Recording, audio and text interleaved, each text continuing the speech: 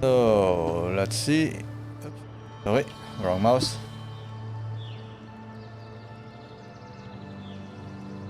Account created an hour ago. Followed since 1 minute ago.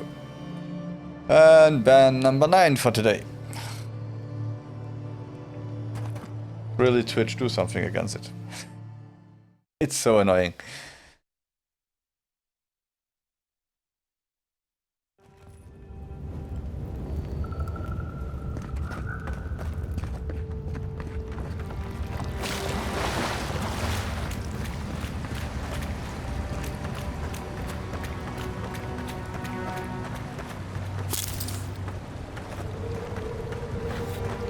Okay, he's pretty much not here anymore. That's good. That spear looks endearing, all right. Guess we're on the right track. Didn't even have time to finish their puzzle. Whatever they were looking for wasn't just gold. That's it. The door's open.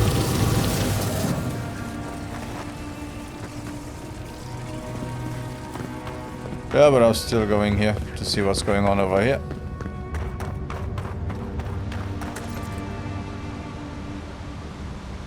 Yep, the game is beautiful. Sorry. And I won't promise that I won't say it again because... anything like it. Views like this remind me why I came to the Living Lands in the first place. Yep. Something stirs here.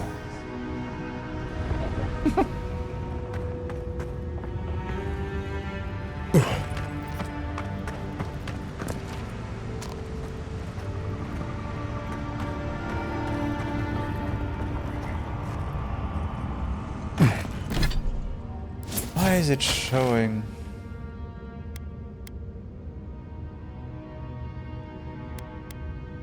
Go back to the journal. Yeah, no, but it's... Don't reader. It's the quest. Blood and a broken tripwire. Maybe Offric squad passed through here. Look at that statue. How did anyone build that all the way down here? Gods. No one knew that was down here. Rituals, whispers of searing light. Okay, so I have a feeling I will go back and I will go through the door just to see where I get if I go through the door. Not that this is actually the way that I have to go. And it was just something. Well, I got some loot.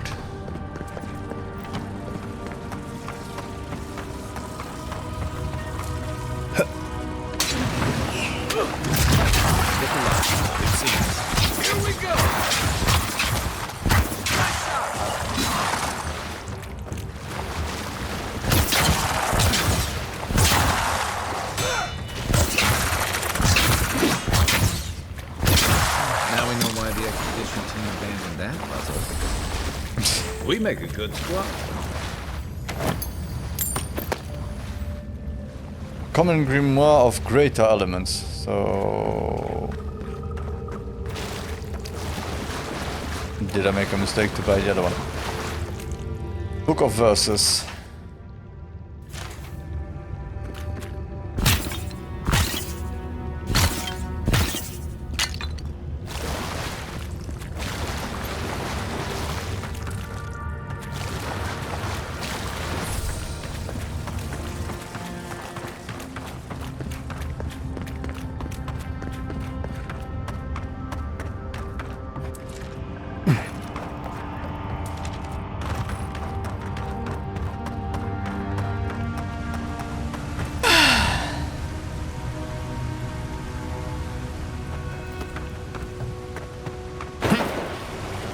Graphically, they cooked. Game-wise, I'm not far enough to know if the story will be always good or not. Just going around them. We can fight if you're feeling itchy.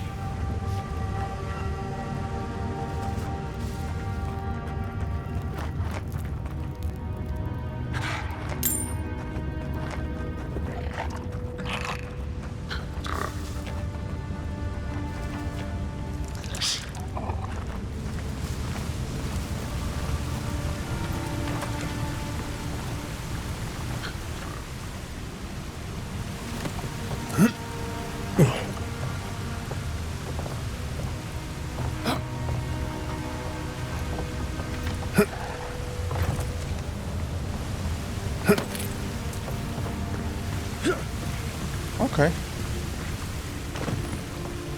Oh. I thought I was gonna. Okay, that was, there was a tripwire.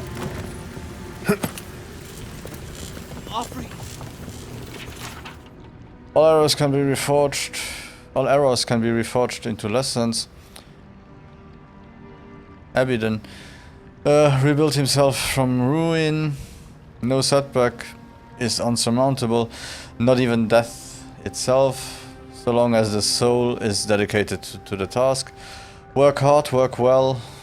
Abidin demands only honest labor and forthright service. All arrows can be reforged if your first intentions are pure. 3. All ignorance can be reforged into knowledge. Master your craft, excel at what you have been trusted to do. Do not offend your teacher by remaining a student forever. Each generation must forge its successors. Teach your trade to all who are willing to learn, and in doing so, multiply the fruits of your knowledge. All difficulties can be reforged into triumphs. Yeah, we got the point.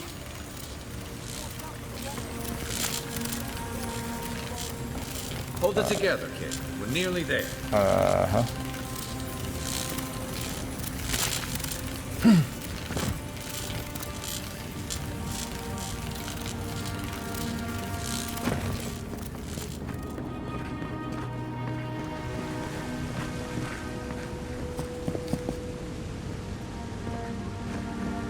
You're not my brother.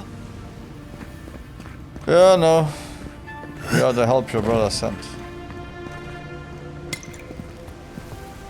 We are more important, huh? I got to be dreaming. Oh gods, am I dead? Is this the Beyond Spirit? Have you come to take me to Galloway's side? The kid's in bad shape, but he's not too far gone. I think we can help him. I'm not ready. I've never even touched a girl. It's not fair. Yeah, that's really a problem. Chimarius, we can't let this kid die a virgin. Can you help him?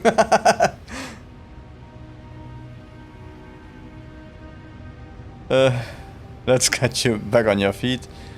Use a dream torch to heal him. Toughen up, kid. I'm not wasting my supplies on you. Not with that. No. Oh, you mean healing him? I've got stick prickle balm for the pain, but other than that, not much else I can do. Sorry, I'm all out of potions. I don't know any healing magic either. Magic? I had to learn some magic, but only the kind that explodes. I don't want to explode. Please help me.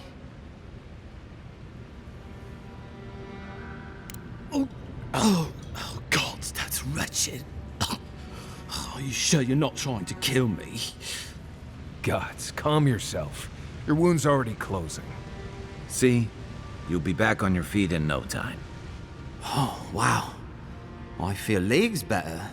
I thought for sure you were coming to take me back to the wheel. Who are you? What you doing down here? Could you be a little bit nicer now? I could ask you the same questions. Are you with the Expedition Corps? Offric, Thunder's after you. Where's the rest of your team? He actually made it? I wasn't sure he'd come through. And he sent the Emperor's fucking envoy. Damn. Am I ever glad to meet you? Focus. The Free Expeditions Corps. Where are they? Right. Those assholes. They went on without me after I got hurt. We'll come back for you once we've got the relic, Cadman, honest. Oh, shit. Yeda was probably hoping I'd croak so she wouldn't have to tell Offreak how she abandoned me. All she cares about is that Oracle and his relic, which is probably just a big old dog bone if you ask me. It's probably still down there, fiddling with the statue. You must have seen it on your way in. I'll go speak with the Oracle then. Anything I need to know about the Oracle? Tell me about Jida? I need to get moving. He'll be the last one to have seen him, I bet. I'll just rest up here a minute before I head back to Paradis. Take it easy. No sense getting yourself into another scrape. Promise, I'll take it slow. Hey, Envoy, for what it's worth, I really thought I was gonna die down here. Given the extent of your injuries, you certainly would have. I'll see you back in Paradis. Awkwardly, Cleo's wrote well. Anyway, I should go. It's a lucky thing you found me then. Right, yeah. We got those assholes to save and everything. I hope they're better off than I was.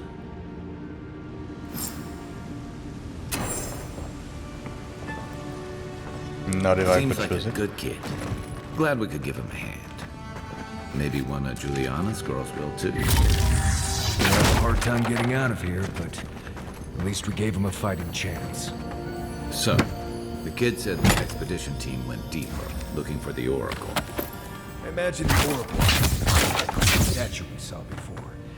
Maybe we should... The living lands do not exist, but certainly there is an island. Certainly there are valleys, there are rivers, lakes and mountains. There are trees and fungi in abundance. Taken together, do this not constitute the living lands? I will concede that they constitute the description of a continent. But this continent lies north of the equator, and that this continent is equidistant from Edir and from Rautai. I will concede that this continent is real, so long as you and I walk upon it. We call this island the living lands, but the living lands is merely a descriptor of its attributes. A list of attributes does not alone make up a place. I believe that for a place to become real, it must have a name. For a name to be real, it must have a history. For history confers meaning, and meaning is given to the name by its namer. But the living lands cannot be this island's name, because I have traveled its breadth, climbed its peaks, and dwelled its countless depths. And I have discovered that the living lands has no namer at all. Unless the word we used to describe this continent, the living lands, were given to us by the godless, unless these words have a meaning only they could comprehend, unless these words have a history only they could know, and the scarcity, the thisness of this place was lost with them. Take a look. Oh, it's an island. The history is everything that's growing on the island. Duh.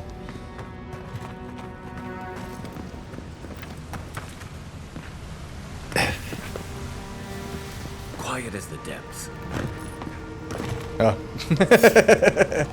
Oops. This one's mine. Left.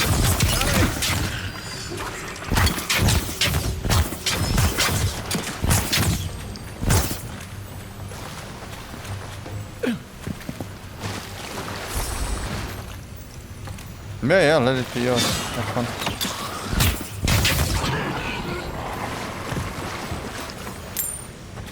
We got them all.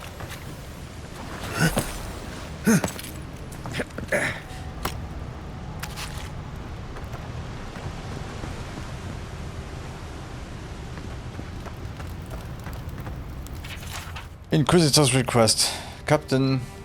Yeah, the relic you seek is but one of the many thorns in the rotten heart of the island. Claim it for Adir, and should this efficiency be confirmed, you will be appropriately rewarded. Inquisitor Ludwin. If Ludwin's after this relic, Ludwin. we might be on the right track.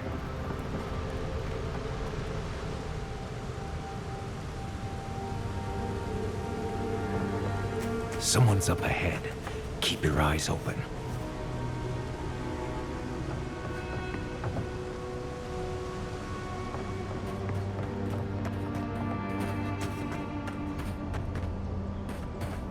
brother. Can it be? Come, stand in the light. Let me look at you. It has been too long.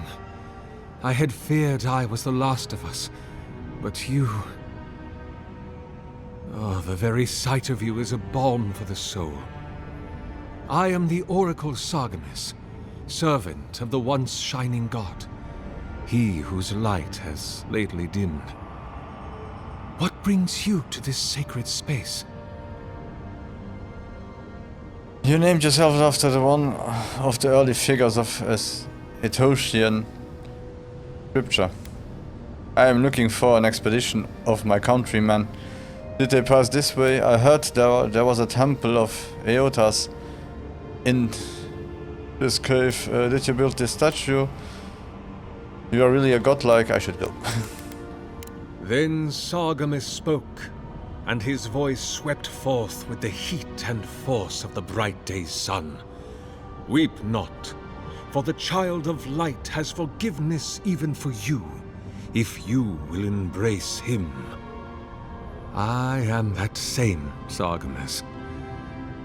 Though it has been some time since a man has knelt before me and begged absolution, as Hamka did. The people do not hold to the gods any longer, and they do not hold to their servants. We live in a time of disbelief. The gods are absent, and have recalled their gifts from the world. Avarice reigns. Acquisition is the faith to which all men bow. But perhaps there is hope. You have read the Book of Verses, and we are here together, if only briefly. In this moment, we are not entirely alone. Yeah, I'm looking for an expedition, come on. An expedition? I'm afraid I don't understand. Right. Maps, ropes, pitons, rugged boots, water for days, people down here looking for stuff. I am familiar with the concept, tomb raiding and the like. What troubles me is why they would come here. These ruins are not so different from the many others on this island, except that they are a good deal more treacherous. And this representation of Aethys we stand before, it is the work of my own hands. They could not hope to move it. Do you know what their purpose is here? Do you really expect me to believe you haven't seen them? There's only one way through this place. They were searching for a relic. You are rumored to keep here. I have no idea, no. It's a reasonable question, I'll grant you. You must understand, this place has seen so few visitors for so long that I often retreat into my private quarters.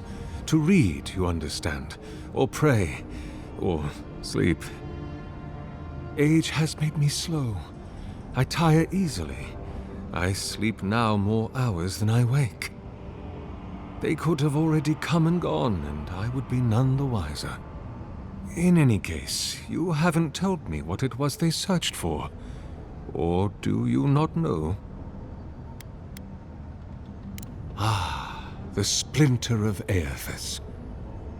I suppose it was too much to hope they were here to examine these exquisite ruins. Truly, it is their loss. Where do you keep the relic? I might find them there. What is this relic exactly? I know. It rests in a shrine deep within this temple complex, beyond the reach of looters, visitors, or indeed, myself. The path to the relic has fallen to ruin. Some sections are flooded, and others are infested with all manner of creatures. Although, perhaps you might assist me with that. Right. Here it comes. You see, this construction beside us is no mere statue. but a reliquary I have built to house the splinter of Aethys in its appropriate grandeur. It is nearly complete, and ready for the splinter to be interred. But I can no longer reach the relic on my own. Return it to me, and who knows, perhaps you will meet your expedition along the way. I'll return shortly. I'll be back before you can say 10 praise Eotases. I'm going to poke around here first. I am most grateful. Oh, and please refrain from touching my statue or devices. May light illuminate your path, brother.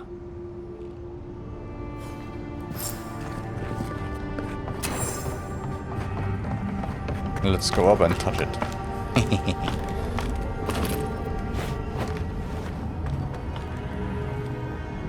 Oh, I see. Okay.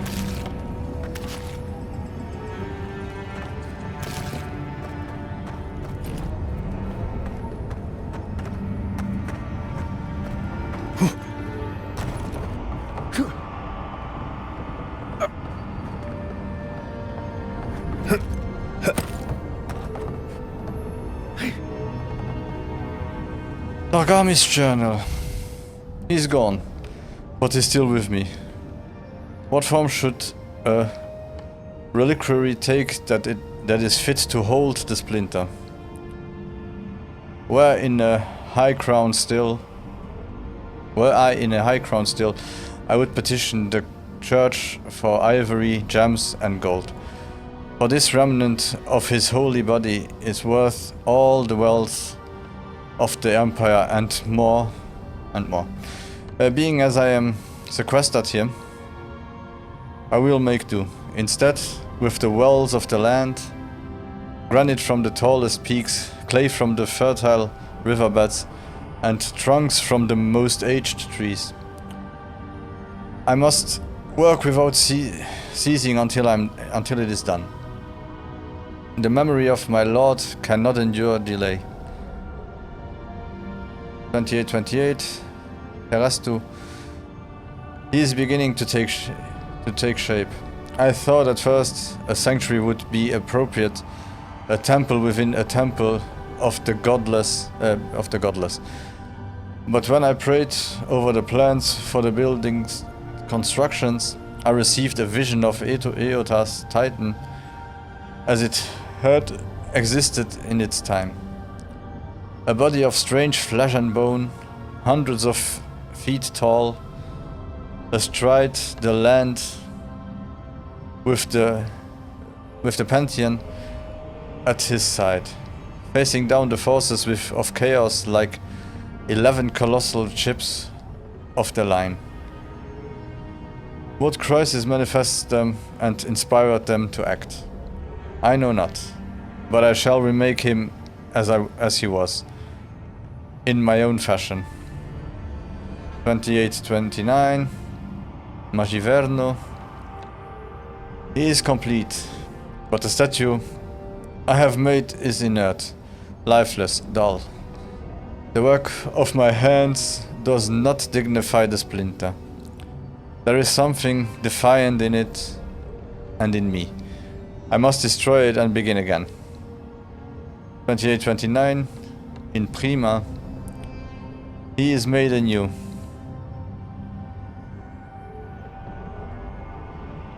His effigy is formed from granite, clay, and wood still. But there shelter now a precious Adracor. It glimmers even in the low light of the cavern, ceaseless evenings. He brings the dawn to this penumbral place as the light of the attention once brought to my soul.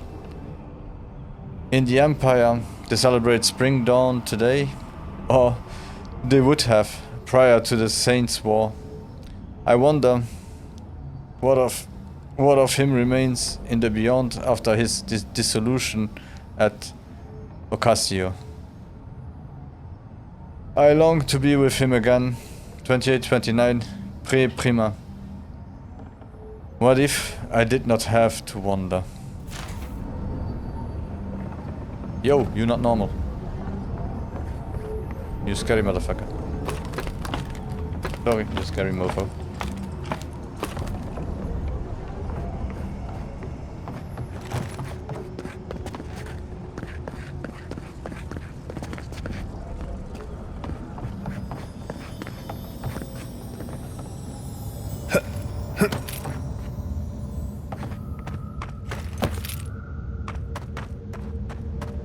Okay, so that was, yeah. Letter to Sargamis. Sargamis. It has been some time since your last correspondence, and I do hope that you are still well. Have the materials and spare equipment from my lab proven reliable? You know how temperamental and finicky old equipment gets. I swear, these machines have souls of their own. But I digress. I look forward to hearing the latest news about your progress. I have no doubt that the completion of your project will change the world, and knowing you, it will certainly be for the better. That I have had a part to play in this fills me with a deep joy and satisfaction. Perhaps one day they shall write about us. I can see it now. The Oracle and the Visionary. A titillating tale of two thinkers and their truthfully thought-provoking theories. On second thought, perhaps simply the Oracle and the Visionary will suffice. Eagerly awaiting your response. Your friend, Vitor. Yes, it is good that I forgot to send this after it dried. Ulrask would be very cross with me if I did not relay once more that he is, and I quote, rather looking forward to giving Sargamis' oversized animat a proper thrashing if he ever gets it functional. Oh, that's Ulrak. Until next time, my friend.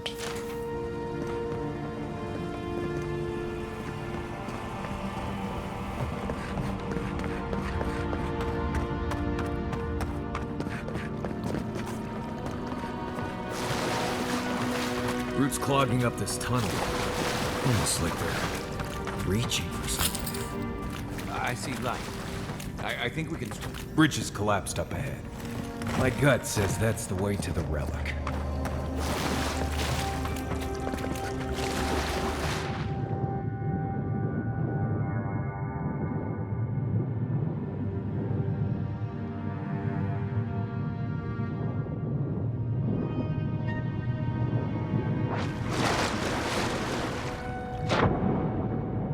So let's go check a little bit if there might be something or not. Oh. Okay. This is our way out. Let's get some fresh air again. That's the way in. Okay. Something to read. Okay. Clay tablet. This clay tablet is inscribed with a flowing vertical script in a language you've never seen before. Yul Hezitsa Yetsuha Lu Yedes Rageda Megalgali Het Tayapai En Vitan Gdui Nyuap Kapi Pubi.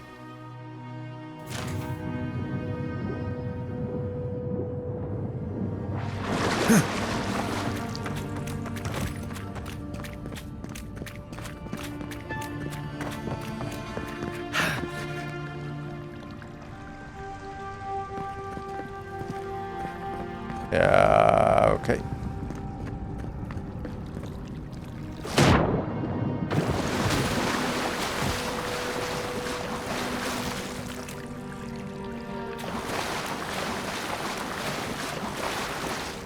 Waterlogged book. The writing in this tome is dense and spidery, and it is advanced across the pages at a sprint, as if its author's pen had been enchanted with a spell of clarity. Whatever Muse scrawled, it will never be revealed, however, for the book's fragile pages swiftly disintegrating in your hands. Okay.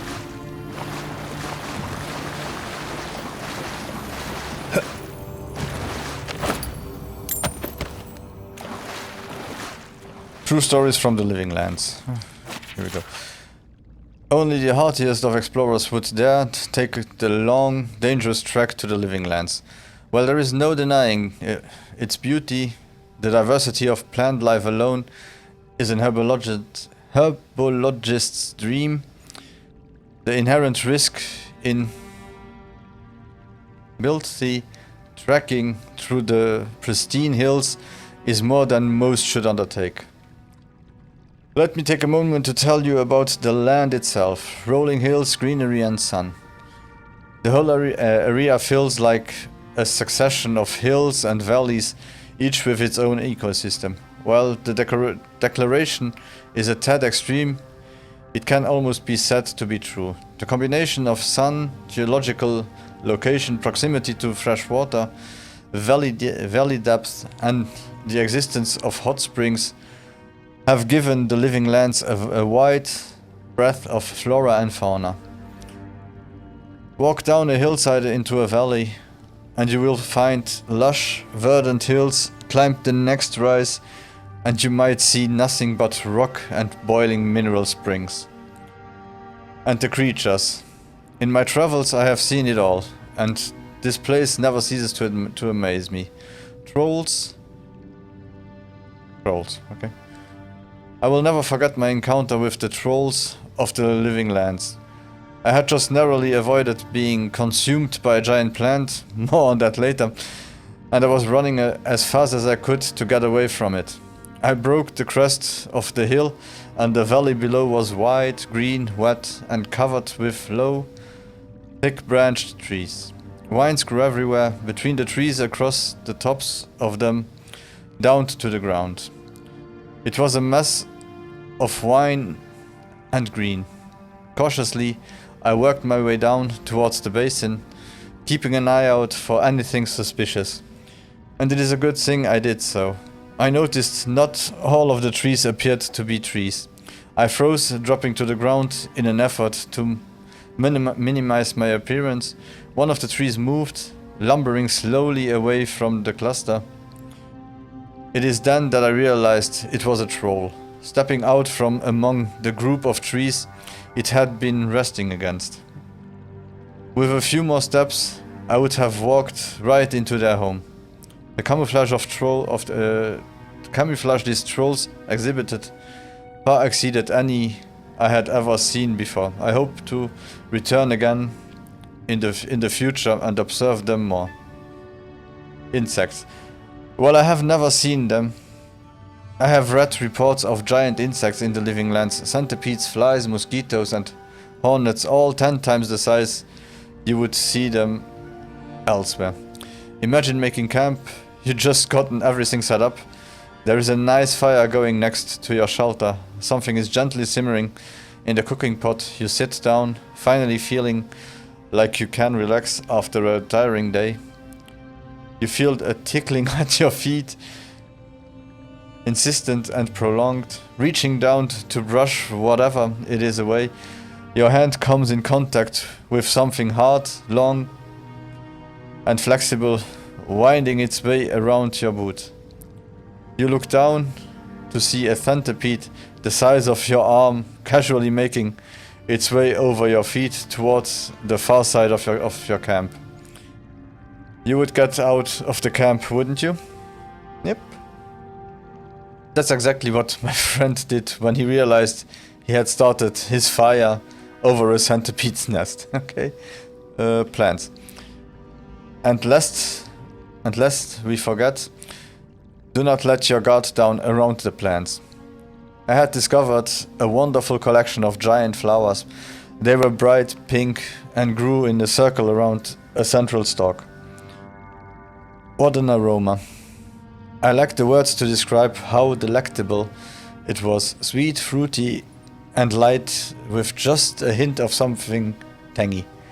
Looking closer, I saw some berries growing on the stalk in the center of the flowers.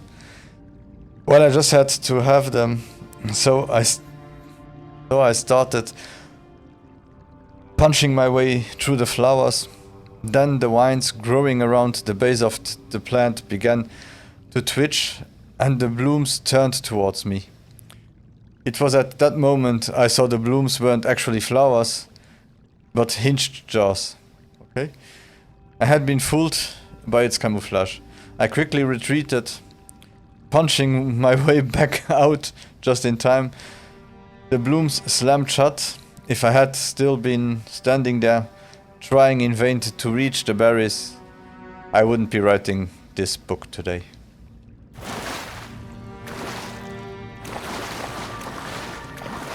Oh my god, so many books. The Great Western Stag. One day, Iotas was sitting on a wall, watching a cat playing in the sun. A crystal hung in a nearby tree had fragmented a sunbeam and scattered small motes of light on the ground. They danced around the cat, sliding over him as if frantically batted at them. He spun in place, following one as it rushed past him, and leaped on it. And trying to pin it down, Iota's smile assumed that the animal's tenacity amused at the animal's tenacity. The cat landed on the spot, placing his paws over it, only to watch it flit away again. Iotas watched the cat's tail twitch and slap at the ground, annoyed that his prey could not be pinned. "Why must you tease him?" a voice said from behind him, accompanied by a crunch of sandals on gravel. "I merely bring the dawn," Iotas responded. "I don't stroke the hunter's heart. That's your responsibility, isn't it?" "True," said the second voice, "but neither do you quell it. If the hunter could not see his prey, would he still hunt?" "So philosophical, Hilia," Iotas said, and turned to greet the two gods that approached him. "Have you come to debate the parallel between sight and desire?" He gestured to the wall, inviting Hila and Gallowin to join him. They sat in silence, watching the cat, who continued to hunt the sun, fruitlessly swatting at another mote and then rolling onto his back. "I have created the ultimate prey," Iotas said finally, breaking the silence. It can be tracked, it can be followed, it can be seen, but it can never be caught. Gallowin laughed lightly. "You don't agree, Gallowin?" Iotas asked. "Well, it is true that your creation is elusive. It hardly can be considered the ultimate prey, because it can never be caught." He paused. His brows furrowed in thoughts. If that mode of light had substance, the hunter could subdue it, otherwise it's merely a dream, truly a fruitless endeavor. All creatures spend their lives chasing fruitless endeavors, says Hilia. Yeah. It is the way of mortality. Gallowin laughed again. "I could create a creature, a living creature of flesh and blood, that could never be caught. It might make your dream a reality." Now it was Iota's turn to laugh. "You propose turning a fruitless dream into a fruitless reality. How is this any better? A life spent in the pursuit of an attainable goal far exceeds any other. But you just said no one could catch this creature. This is not attainable." Gallowin smiled. "Humanity has surprised us before. Indeed, it could surprise us again. I will create a great white stag, and I will set it free in the world. It will have grace, resilience, and tenacity. It will exist solely to be pursued for all its days, and it will never be caught. It will serve to inspire the hunt for generations to come. All those who wish for glory will invoke my name. All those who hear its story will ask for my blessing in finding it. Hylia shook her head and threw Galawain a bemused look. I do not believe that this is possible, so I too make an offer. The person who catches this stag, and they will catch the stag, I will bestow upon them its grace, resilience, and tenacity. Thrice blessed they will be. They will ask for my blessing on the hunt, so they can obtain my boon. Galwin and Hylia took up arguing whose names would be invoked more when the hunt was on. Aetius sighed, a small smile playing at the edge of his mouth. He stood and looked to the sky. The sun had already started to hide itself behind the mountains. The cat long ago tired of stalking the moats, had fallen asleep beneath the tree. He turned and looked at the other gods deep in debate and sighed again. I merely bring the dawn, he repeated as he made his way down the path. It is up to you to see what I reveal. Nicely written. And the next one. Nothing is lost, the search of Ocasio. Ragnar's men came to collect my portions of a prized share this morning, and I had nothing to give them again. I make no money for the tribe, though I am always in my little ferry boat. Grey gull carving through the waves at night. I get no sleep. Waitaro asked me to conserve the lamp oil, to come to bed, but I cannot. Not until I find it. I know it is out there. The lost city of Ocasio. On every chart and map of the Dreadfire, I found whether Huana, Valian, or Rautanien, there is a gap. An empty space where so much of our history should be. Did it burn to ash and cinder in the cataclysm? Did it sink below the waves? Does Ngati clutch it to her breast at the bottom of the sea? Perhaps it's lost and wandering like me, unmoored, looking for a home. It can't remember, but for which some insistent longing burns in its chest. An ember always smoldering, a little fire to push it on. Waitaro wants me to give it up, but how can I?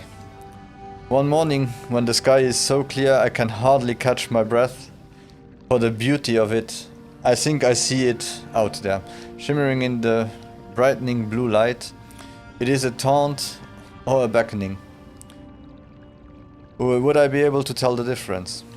I asked the fisher folks when they return with their catch at the sunset. Tibere, I say. Do you see anything? Or you, Mabori? How about you, Puira? Puira? Yeah. They avoid me now. Waitaro said they are busy, but I know they think I am tide sick and sun-addled. The way Puria's lips curls in disgust when I approach, the way Tibere's eyes seemed to see right through me, I know. They won't have to suffer me much longer, because tomorrow I am taking Grey Gull and sailing north. Someone has to chase the old tales, so I will. And the last one here. Annals of Paragrunnen. Ah. It was in the time of Idrils the Sure-Footed that we came to Liban, Rilak, an ancient place of the builders, as the locals call them. It was a marvelous sight, a door in the mountain framed by a pair of ghoulish aspects. Through some exercise of trickery or cunning, Edrahil was able to gain access for our scholars that we might observe and record what lay inside. We discovered a foundry of sorts, the like of which neither we nor our distant brethren had seen.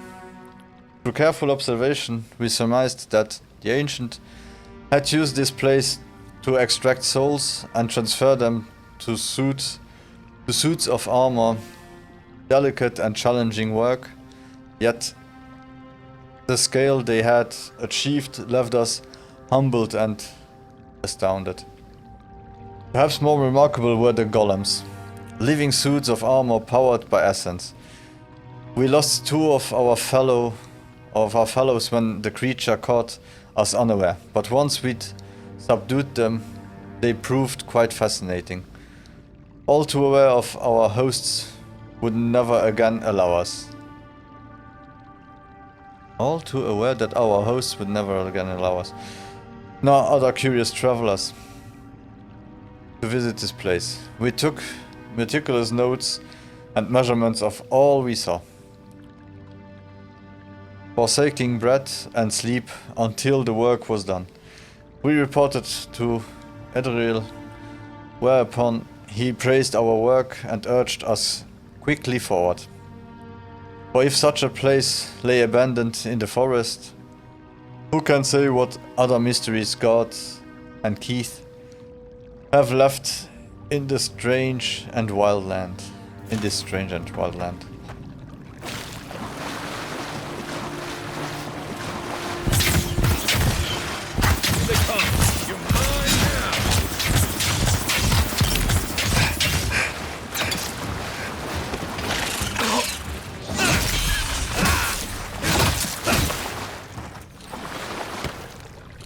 I sprained my shoulder.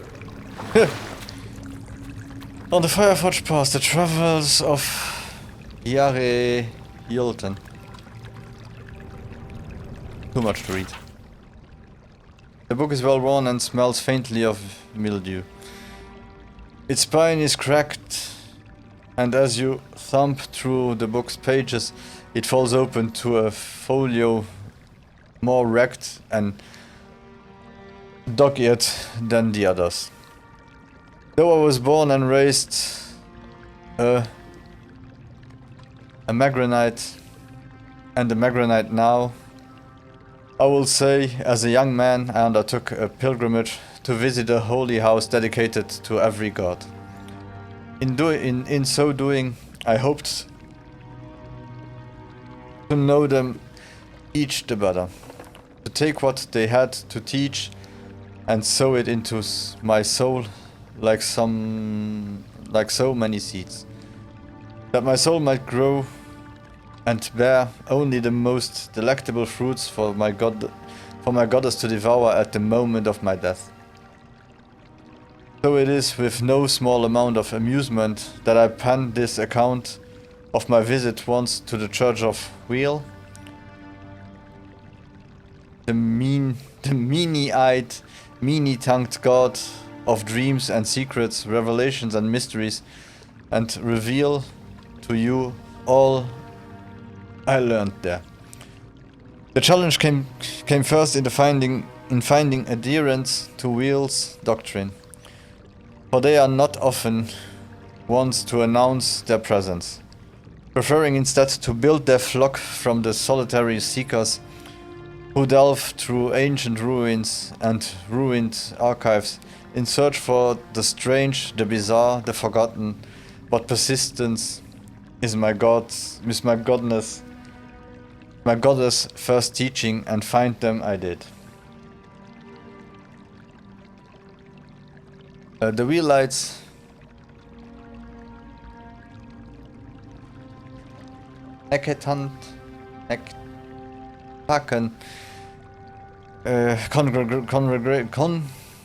congregation was small then. as it likely remains now. And on the morning I stumbled upon them, they were longing like so many cats in the sun. They were lodging like so many cats in the sun on the steps above Queen's Breath.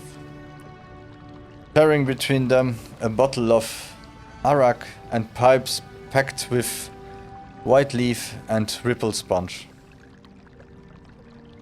I knew them for Wellites nor for any badge or rope or trinket they wore. Not for their race or age, but for the ardor of their debate on the most benign of topics. I begged that they take me to their church and permit me to worship with them, and they laughed as one, their many voices like the howling of wild dogs. They acquisizzed when I told them of my quest, and then invited me to sit, oh my god, and share their drink. I did, and as the araks burned a trail of fire down my throat, they showed me the dimensions of their hall of worship.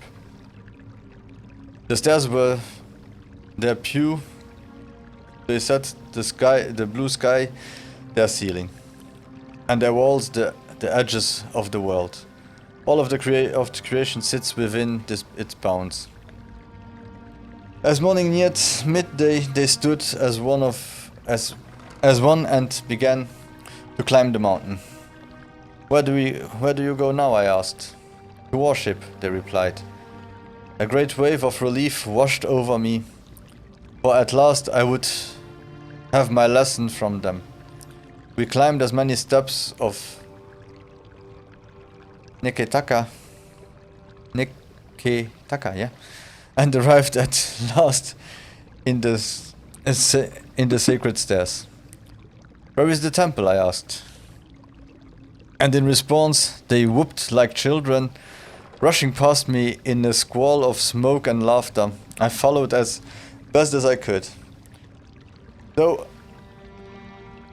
I wet my good slippers in the stream and could hardly keep my feet on the moss-slick stones, and we surged soggy-footed and hollering into the temple of Gorn.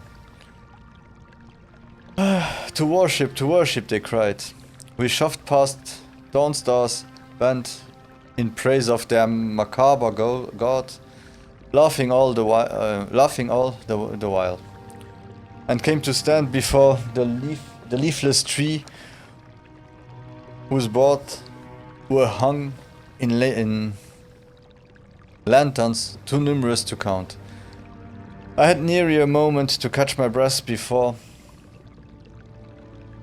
the wheelites were climbing into the great tree's branches. A young man pulled me up with one hand and handed me a pipe with the other. The priest of Guan screeched and wielded and wailed, and all the while we squawked like birds. Our smiles widened and eyes... Our smiles wide and eyes alight with arak and lantern fire. The Mataru came soon after to chase us away, but not before we'd done our share of singing to the many-eyed, many-tongued god of dreams.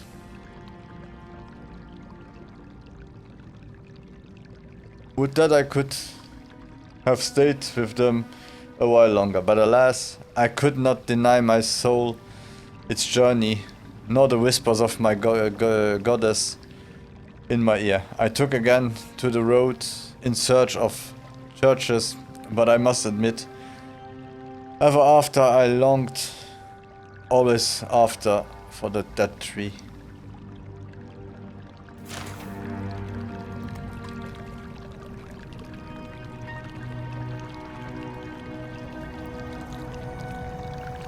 I'm on more help. The collected annals of Lengrath. Whom copied this work appears to have been in a great hurry, as if they feathered being caught. The gods stripped us of who we are on every turn about the wheel, mercilessly shaving off all we've learned. Shaving off all we've learned with their divine lathe. We retain the pale shadow of our souls, but knowledge, memory, self, all of it is cut away. Do the gods fear we might someday rival their strength if they do not? The tree of Ir Glanfart possesses souls and strong as any keys, and their entangled roots extend for miles. But dig beneath any of them, follow the roots and you'll see they don't end, but lead to the neighbor. They are many souls sharing one body. Why shouldn't willing teeth be able to do the same? A limb may be grafted from one tree to the trunk of another, and in time they'll bear sweeter fruits together than either might have alone. Mightn't it be possible then to craft a cyan soul to the rootstock of a willing keith? The soul wouldn't fracture but coalesce. They'd grow stronger together. The gods see fractured souls, but they don't care for them. Damaged, broken people are abandoned by their makers to twist in the wind, given no succor, no relief. Would an unintentional fractured soul be similarly inconsequential to them? I will use their apathy against them. I will make their disdain serve me. A crafted soul is obscured from the sight of the gods. It spreads freely like a blood fever, but doesn't kill its host. No, I will be a fever of spite, invisible, unstoppable, eternal.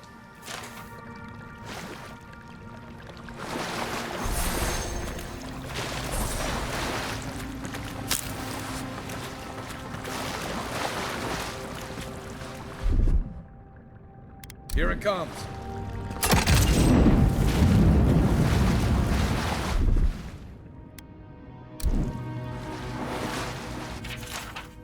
The drawing details plans for the creation of a large statue powered by essence. The essence is intended to be injected into the statue by a ray of animantic device. Where such a vast store of essence might come from and what a statue could do with it is unclear.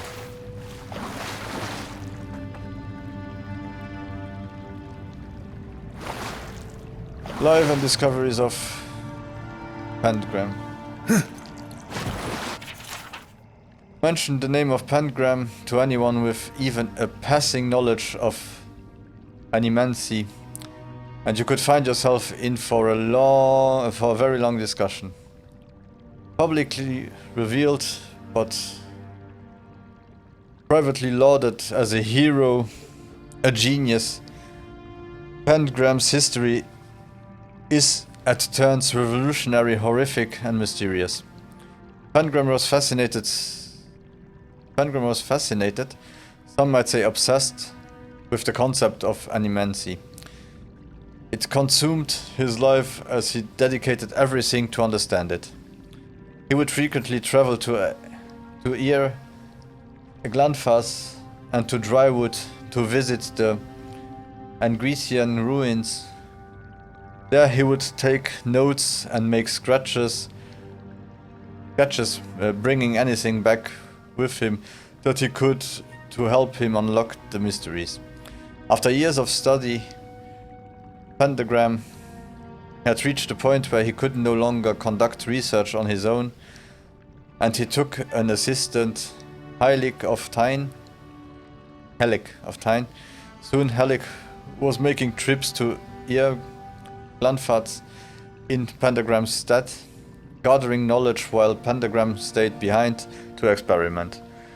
This partnership quickly bore fruit, and Pentagram made a breakthrough, one that would irrevocably change his life and the general attitude about animancy forever.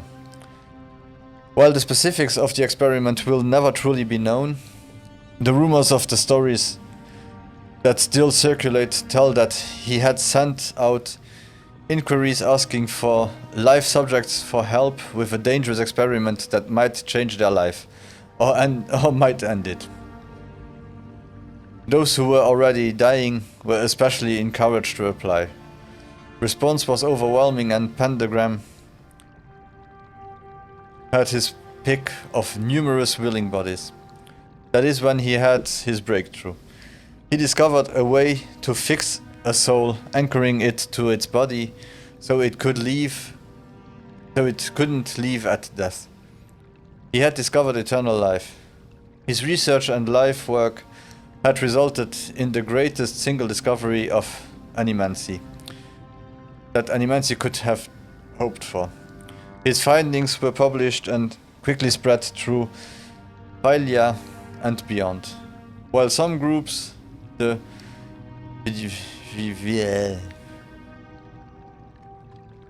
Bodican, yeah, I heard it a million times but it doesn't get out. Church, for example, decried his work as nothing more than blasphemy and hearsay, many put it to practice.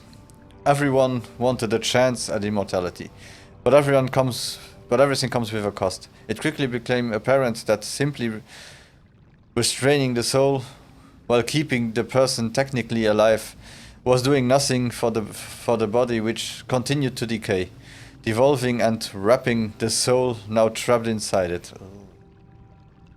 The creatures it created were dangerous, carnivorous beasts that killed brutally and indiscriminately. The backlash was ruthless. The practice of Pentagram's discovery was outlawed. His works were collected and burned. He and Heilig were branded heretics and hunted. Chased from town to town until Pentagram simply vanished. Heilig was tracked down, captured and brought to trial for the atrocities committed against Valia and its people. The trial was barely more than a formality to bring charges against him, as everyone knew what hand he had to play in the disaster. He was sent to prison for years, but eventually released upon public outrage died down. Not long after his parole, he disappeared as well. Okay. Occasionally, talks resurfaced that a copy of Pentagram's theorems had been found, untouched by the purging flames that destroyed its brothers. These rumors seldom ended up being more than that. Many groups and wealthy individuals have formed sending out a call to anyone who will listen. Find us a copy of the theorems. They offer gold, jewels, status, anything that they can to entice adventurers to help them achieve their goals. But there are those who would give anything a chance at immortality, even becoming a monster.